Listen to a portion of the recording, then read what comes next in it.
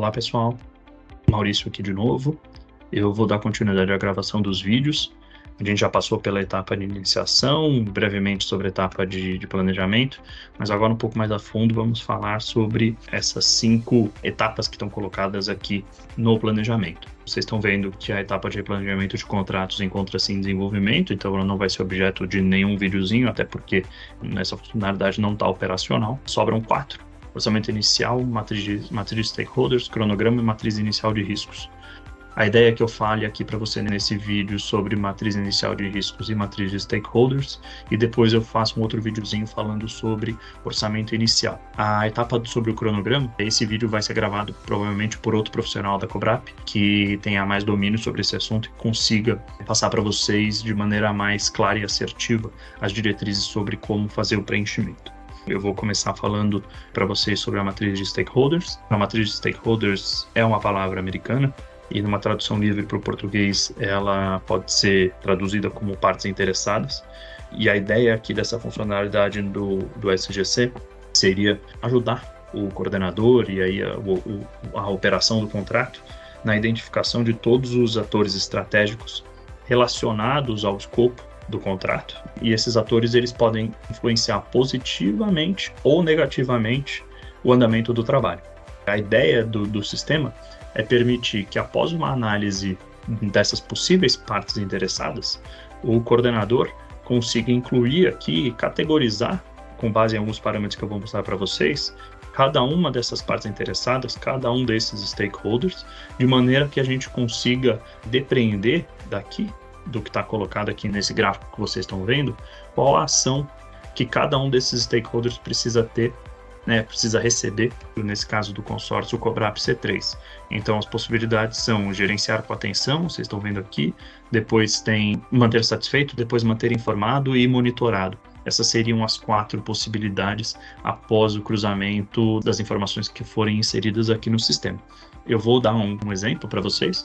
Então, nesse caso aqui, o nosso principal stakeholder desse contrato chama-se Sabesp, que é a Companhia de Saneamento Básico do Estado de São Paulo. A Sabesp é o contratante desse serviço, ou seja, o nosso cliente do consórcio Cobrap C3, é quem vai fazer toda a análise dos produtos que a gente produzir, vai fazer toda a análise das nossas medições, liberar o pagamento, segurar o pagamento eventualmente, e é a pessoa com quem nós vamos tratar durante toda a execução do contrato. Desde o primeiro dia até o último dia, a gente vai ter que manter relação com a Sabesp. Então, eu já coloquei aqui Sabesp, posso até colocar Companhia de Saneamento Básico do Estado de São Paulo. Aí nós temos aqui que classificar a Sabesp com base no interesse e no poder. Então, o interesse, qual é o interesse técnico que a Sabesp tem nesse trabalho? O interesse dela é altíssimo, né? Então, tecnicamente, ela vai participar bastante, né, desse nosso trabalho. Em termos financeiros, eu diria que também que tem um interesse alto. Já vista que a Sabesp está desembolsando um valor considerável pelo trabalho e ela, né, espera que isso corresponda.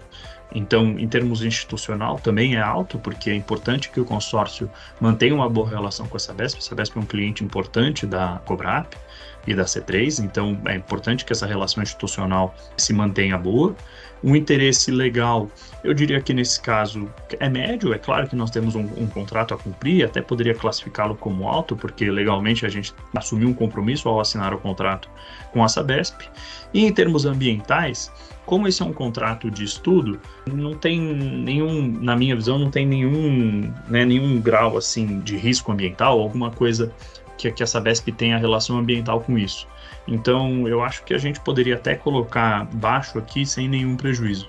Em termos de poder, qual é o poder que a Sabesp tem ao longo desse nosso contrato? O poder de aprovação dela é altíssimo, afinal, como eu disse para vocês, é ela que vai fazer a análise dos nossos produtos, análise das nossas medições.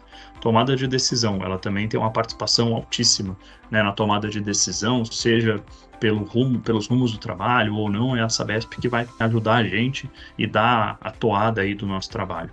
De influenciador, então ela tem uma classificação alta também, como eu disse, ela pode influenciar diretamente na produção do trabalho.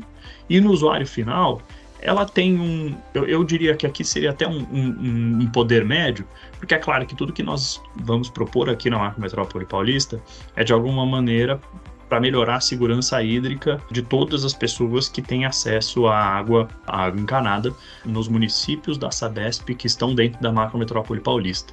Então, até que o usuário final, a Sabesp tem uma relação forte com o usuário final, mas nesse caso aqui, como é um trabalho de planejamento, de estudo, eu classificaria como médio, porque nesse caso não é que nós estamos fazendo uma obra que vai beneficiar diretamente o usuário final. Nós estamos uma etapa atrás que vai gerar, sim, demandas por intervenções e que aí sim vai ter um impacto direto no usuário final. Mas eu diria que aqui eu não classificaria como alto nesse caso. Enfim, essa foi uma primeira análise minha que eu fiz aqui só para simular com vocês. E se eu salvo todas essas classificações que eu fiz aqui, vocês vão ver que o interesse deu um interesse 12, que é um interesse considerado alto, e um poder alto também de 12. O que no cruzamento chega em 11,4 como resultado, que se vocês olharem ele está dentro de gerenciar com atenção. Como a gente esperava, a Sabesp é, com certeza, uma parte interessada nesse projeto e com certeza é uma pessoa ou uma entidade ou um órgão que precisa ser gerenciado com atenção. Então, qual é a tarefa do coordenador e do supervisor, diretor operacional e de todo mundo que estiver envolvido nesse projeto? É levantar as partes interessadas e classificá-las, cada uma delas do mesmo jeito que eu fiz aqui, para entender qual ação que o consórcio Cobrap C3 vai precisar tomar em relação a esse stakeholder. No caso da Sabesp, como vocês viram, nós vamos precisar gerenciar com atenção.